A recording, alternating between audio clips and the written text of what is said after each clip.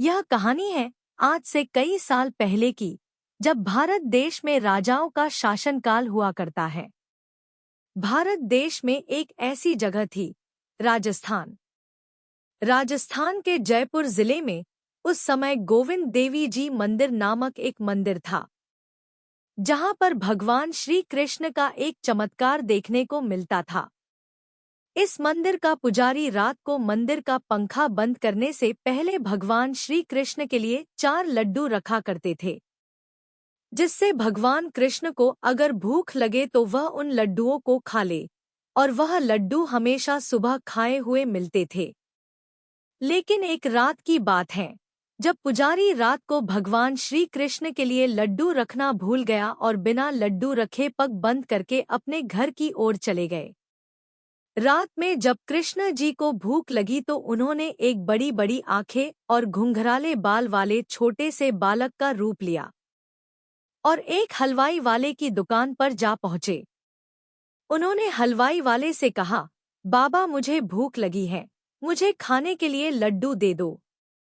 इस पर हलवाई वाले ने कृष्ण रूपी बालक से कहा कि क्या तुम पैसे लाए हो, क्योंकि मैं तो लड्डू बिना पैसे के देता ही नहीं हूँ।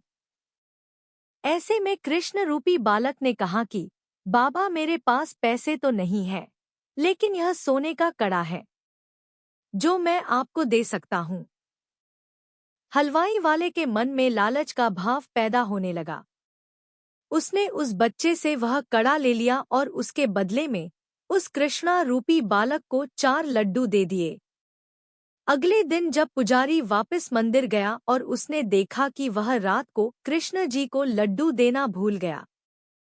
पुजारी वहीं बैठकर श्री कृष्ण जी से माफी मांगने लगा, तो उस पुजारी ने देखा कि श्री कृष्ण जी के एक हाथ में कड़ा गायब दिखा। इस बात की खबर उस पुजारी ने राजा तक पहुंचाई।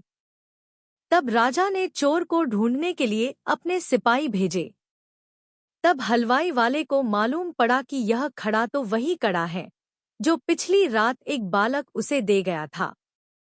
इस बात से वह काफी डर गया और महाराज के पास पहुंचा और महाराज को सारी बात बताते हुए कहा कि महाराज, मैंने यह खड़ा मंदिर से नहीं चुराया है।